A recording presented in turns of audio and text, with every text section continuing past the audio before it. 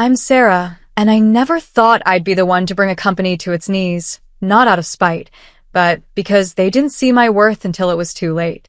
Picture this. One morning, I'm sitting at my desk in our Atlanta office, surrounded by stacks of tax forms, when Chloe, the department head's assistant, leans over with a smirk. "Thanks for dragging us down, Sarah," she says, her voice dripping with sarcasm. I don't even look up. I've heard it all before. But then Derek, my boss, chimes in. "We're cutting costs, Sarah. We don't need someone milking overtime like you." His words hit like a punch, and I just stare back, my heart pounding. A week later, my phone won't stop ringing, calls from the company, begging me to come back. Why? Because they just lost 50 clients overnight. Let me back up. I'm 55, born and raised in Atlanta, Georgia, in a neighborhood where my mom and stepdad ran a small diner. Growing up, I watched them pour their hearts into every plate, every customer, teaching me that people matter more than profit. That's why I became a CPA, because I wanted to help small businesses like theirs thrive. For 30 years, I've worked at Grayson and Associates, a mid-sized tax and accounting firm here in Atlanta. We handle payroll, social insurance, and tax prep for small business owners, folks too busy running their companies to deal with the paperwork. I manage 40 clients, from mom-and-pop shops to solo entrepreneurs, and I pride myself on crafting tax-saving strategies that fit their unique needs. It's not just numbers to me. It's about helping people like my parents keep their dreams alive. My days are long, often stretching past regular hours. I don't mind. My clients are like family, and many have faced tough times, just like I have. Seeing them push through inspires me to keep going, even when the work piles up. I got my CPA license in college, driven by a fire to make a difference, and I've never stopped learning. Even now, I'm in front of my computer, tweaking a tax plan for a client's bakery, when trouble walks in. Derek, head of the tax department, and his assistant Chloe have been making my life hell lately. Derek's 49, 6 years younger than me, and used to be a decent colleague. We'd swap ideas over coffee, but everything changed when he got promoted a few months back. Now, he struts around like he owns the place, his slicked back hair and smug grin making him look like a used car salesman. Chloe, 32, sticks to him like glue, her sharp Chicago accent cutting through the office as she echoes his every jab. It started small. One afternoon, Derek sauntered over, hands in his pockets. "Sarah, what's taking so long? You're slacking again." I was reviewing a client's deductions, but I bit my tongue. "Just checking tax strategies for Mr. Carter's hardware store," I said, keeping my voice steady. Derek rolled his eyes. "Stick to the manual. Don't waste time on fancy stuff. And no overtime pay if you can't keep up." Chloe chimed in, flipping her hair. "Yeah, Sarah, work smarter, not harder. No wonder you're still just a staff accountant." Her laugh stung, but I kept my head down. What they don't know is that I was offered the department head role before Derek. I turned it down because it meant less time with clients and more managing egos like his. It was an internal offer, so they're clueless about it. Their jabs kept coming. "Sarah, your overtime's killing our department stats," Derek barked one day, his voice echoing across the cubicles. "You're making us all look bad." Chloe nodded, smirking. "Maybe if you weren't so slow, you'd finish on time." The truth? My overtime spiked because Derek started dumping his work on me. One evening, as I was packing up, he dropped a stack of tax declaration forms on my desk. "Handle these," he said, already halfway out the door. I stared at the pile, my stomach sinking. "These are due this month," I said, my voice tight. "Some are Chloe's, too." Derek just shrugged. "Figured out. Good luck." Chloe giggled as they left together, leaving me with a mountain of work and no choice but unpaid overtime. I knew why they were doing this. Derek's insecure. I've got 30 years of experience, and colleagues come to me with questions, not him. He's got this greasy vibe, always adjusting his tie, avoiding eye contact, and it doesn't help that he fawns over younger staff, especially Chloe. She's in it for herself, cozying up to Derek for better performance reviews. They want me gone, thinking it'll make them look better. But I've got no plans to quit. My clients depend on me, and I won't let Derek and Chloe's games break me. Still, every snide comment, every extra file they toss my way, chips away at me. I'm tired, but I keep going for my clients, for the promises I made to myself all those years ago at my family's diner. The harassment from Derek and Chloe didn't let up. It got worse.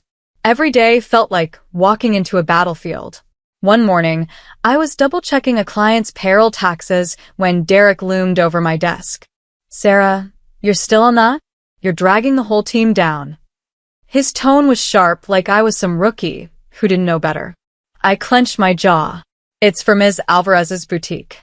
She's got a new employee, and I'm making sure the deductions are right." Derek snorted. "Just follow the damn manual. Stop overcomplicating things." Before I could respond, Chloe piped up from her desk, her voice syrupy sweet but venomous. "Yeah, Sarah, maybe if you worked faster, you wouldn't need all that overtime." Her smirk made my blood boil, but I swallowed it down. I had to. My clients were counting on me. What really hurt was knowing why they were gunning for me. Derek's ego couldn't handle that I knew more about tax law than he did. I'd spent years studying obscure regulations, finding loopholes to save clients thousands, while Derek stuck to cookie-cutter templates. Colleagues like Jamal and Lisa would slip by my desk with questions about complex filings, bypassing Derek entirely. He'd catch them, his face tightening, and later take it out on me. Chloe was just as bad, shadowing Derek to secure her spot as his favorite. She'd moved to Atlanta from Chicago, chasing a big break, but her ambition made her ruthless. She'd laugh at my expense, thinking it earned her points with Derek. It was exhausting, like being stuck in a high school clique I never signed up for. Then came the day that pushed me to my limit. After a long afternoon, I was ready to head home when Derek dropped a bombshell. He tossed a thick stack of folders onto my desk. "These need to be filed by the end of the month," he said, already grabbing his coat. I flipped through them, my heart sinking. "Derek, these are your client's forms and some of Chloe's. They're due in 2 weeks. He shrugged, not even looking back. "You're the expert, right? Handle it." Chloe giggled as they walked out, her heels clicking on the tile. "Don't stay too late, Sarah," she called over her shoulder. I sat there, staring at the pile, my hands shaking. Some of those forms were complex, requiring hours of analysis. I'd be stuck here all night, and I knew they wouldn't approve my overtime. They'd use it against me, call me inefficient. I thought about my mom and stepdad, how they'd stay up late balancing the diner's books, never complaining. I couldn't let Derek and Chloe win. So I rolled up my sleeves and got to work, the office quiet except for the hum of my computer. Hours passed, my eyes burning, but I powered through. Deep down, I knew they wanted me to crack, to quit. Derek thought if I was gone, he'd finally be the star of the tax department. Chloe just wanted to ride his coattails. But I wasn't raised to back down. My parents taught me to fight for what matters, and my clients, these small business owners pouring their hearts into their work, mattered. Still, each late night chipped away at me, the weight of their cruelty heavier than the files on my desk. One morning, everything changed. I got a call to meet Mr. Grayson, the new president, in his office. He'd taken over when his father, the firm's founder, fell ill. I'd never dealt with him much. He'd come from a finance job in New York and seemed out of touch with our day-to-day. As I walked in, my stomach twisted. Derek and Chloe were already there, both wearing smug grins that made my skin crawl. "Sarah, please sit," Mr. Grayson said, his voice flat. I sat, my mind racing. Why were they here? Then he dropped the bomb. "We need you to resign by the end of the month." I felt like the floor had vanished. "Excuse me?" I managed, my voice barely steady. Mr. Grayson leaned forward, holding a report. "Your overtime is out of control, over 80 hours this month, while others average 15. Derek and Chloe have none. It's inefficient." I glanced at them. Derek's smirk widened. Chloe stared at her nails, avoiding my eyes. My overtime was high because I was doing their work, but saying that would sound like an excuse. "I haven't overbilled," I said, my throat tight. "I'm just trying to meet deadlines for clients." Mr. Grayson sighed. I don't have proof of misconduct, but we can't keep someone who works this slowly. Please, Sarah, make this easy. 30 years at this firm. And this was my reward? I'd poured my soul into helping clients, staying late to perfect their tax plans, all while Derek and Chloe slacked off. My mind flashed to my mom's diner, how she'd smile through tough days to keep customers happy. I wanted to fight, to tell him about the files they dumped on me, but his mind was made up. Derek and Chloe's presence felt like a trap, their silence louder than words. Fine, I said, my voice hollow. I'll resign. Their smirks grew, and as we left the office, Chloe leaned in.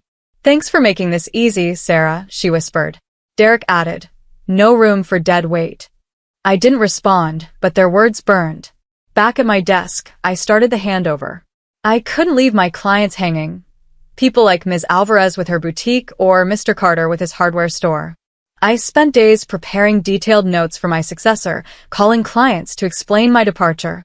Sarah, you're leaving? Ms. Alvarez said, her voice heavy. You've saved my business so many times. I choked back tears. I'll make sure you're in good hands, I promised. For clients I couldn't reach, I sent letters, my hands shaking as I typed. Each call, each letter, felt like saying goodbye to a piece of myself. I'd built these relationships over decades, and now I was walking away. Derek and Chloe's laughter echoed down the hall, but I kept my focus. I wasn't just leaving a job. I was leaving a life I'd built, and it hurt more than I could say. A week after I left, I was finally catching my breath at home, sipping coffee on my porch in Atlanta's humid air. The handover had drained me, and for the first time in years, I had a moment to just be. Then my phone buzzed, Grayson and Associates. I ignored it. It rang again, then again, followed by calls from Derek and Chloe's personal numbers. What now? I tied up every loose end. Reluctantly, I answered. Sarah, it's a disaster, Mr. Grayson said, his voice frantic. Who are you to this company? I laughed, bitter. Just an unemployed accountant. I'm done, right? He didn't pause. Since you left, 50 clients have canceled their contracts. Come back now. I drove to the office, my mind spinning. When I walked in, Derek and Chloe were waiting, looking like they hadn't slept in days. Dark circles framed their eyes, their faces pale. What's wrong with you two? I asked, genuinely shocked. Derek glared. You tell us. Clients are dropping us left and right, not just yours but prospects we were pitching. What did you do? Chloe's voice was sharp. I never thought you'd play dirty, Sarah. I raised an eyebrow. I didn't do anything. But I had a hunch. My client stayed because I went beyond the manual, crafting tax plans that saved them thousands. Derek and Chloe just followed templates, and it showed. In Mr. Grayson's office, Derek pointed at me like I was a criminal. She's behind this, sir. We should sue her for damages. Chloe nodded, her voice softer but accusing. It's sabotage. I took a deep breath. You don't get it, do you? Clients don't need us. They can get cheaper services elsewhere. They stayed because of me. I tailored strategies to their businesses, not some one-size-fits-all nonsense. Derek scoffed. You think you're that special? Before I could answer, Mr. Grayson cut in. I spoke to my father, the founder. He said Sarah was the backbone of the tax department. She turned down a senior role to focus on clients, and her expertise outshines yours, Derek. The room went silent. Chloe's jaw dropped. Derek's face reddened. Mr. Grayson continued. Clients called him directly, asking for Sarah. They're leaving because she's gone. I was stunned. Mr. Grayson Sr. had mentored me early on, but I didn't know he'd fight for me like this. Sarah, Mr. Grayson said, his tone softer. I'm sorry. Can we cancel your resignation? We need you. My heart lifted, but I wasn't ready to say yes. Derek exploded. You're picking her over me? That's insane. Chloe chimed in. Derek's an amazing leader. This is unfair. I stayed quiet, letting their desperation hang in the air. For once, I wasn't the one on trial. Mr. Grayson's eyes narrowed as he turned to Derek and Chloe. Enough. I've heard from the team. You two have been dumping your work on others, haven't you? Derek's face went white. That's not, he started, but Mr. Grayson held up a hand. Save it. Employees reported you pushing client filings onto Sarah, including Chloe's. And there's more. He pulled out a stack of receipts. These dining expenses you claimed, Derek, client dinners, right? Except they weren't with clients. Chloe froze, her eyes wide. Mr. Grayson's voice grew colder. And you're in a relationship, despite Derek being married. That's against company policy. The air felt heavy. Derek stammered, I was mentoring Chloe, that's all. Chloe nodded frantically. Nothing inappropriate, but Mr. Grayson wasn't buying it. You've neglected your duties, inflated expenses, and created a toxic workplace. You're both terminated, effective immediately. Derek begged, Please, I have a family. Chloe's voice cracked. I'll apologize to Sarah, to everyone, just don't fire me. I watched them unravel, their confidence gone. Stop resisting, I said calmly. It's over. Derek glared. You don't get it, Sarah. You're just a nobody. I smiled. A nobody who cost you your job. Karma's funny like that. I could have stayed quiet, but I didn't. There's more, I told Mr. Grayson. Derek faked client meetings to take Chloe on trips. They bullied others into quitting, piling work on them with impossible deadlines. The team had confided in me, scared to speak up. Now, with Derek and Chloe exposed, I felt safe sharing. Mr. Grayson was furious. We'll investigate every claim, he said. Their final pay will reflect this. Later, I learned Derek's wife found out about the affair. He faced divorce and hefty compensation claims. Word spread in Atlanta's tight-knit tax world, and no firm would touch them. Last I heard, they were working construction jobs, a far cry from their cushy office life. Chloe called me one evening, sobbing. Sarah, please help. I just wanted a promotion, a better life. I didn't mean for this. Her tears didn't move me. I remembered her laughter, her taunts. You made your choices, Chloe, I said. You and Derek hurt a lot of people, including me. You can't undo that. She cried harder, but I hung up. Their downfall was their own doing. As for me, I kept declining Mr. Grayson's pleas to return. We need you, Sarah, he'd say. I've moved on, I'd reply. I started helping at a friend's tax firm in Decatur, a small office with no drama. The work felt good again, helping clients without looking over my shoulder. Now, I'm planning my own tax office in Atlanta. I want a place where clients feel valued, where trust and respect come first. My parents' diner taught me that business is about people, not just numbers. I'm excited to build something new, free from Derek and Chloe's toxicity. My clients' faith in me, Ms. Alvarez, Mr. Carter, and others, fuels my drive. They stayed because I cared, and I'll carry that into my next chapter. The pain of being forced out still lingers, but it's made me stronger. I'm ready to turn the page, to create a legacy I'm proud of. To everyone who's followed this journey, thank you. You've walked with me through betrayal, struggle, and a hard-won victory. If this story hit home, hit that subscribe button and join us. Every client I help, every tax plan I craft, tells a story of grit, heart, and new beginnings. Keep fighting for your truth, and I'll meet you at the finish line.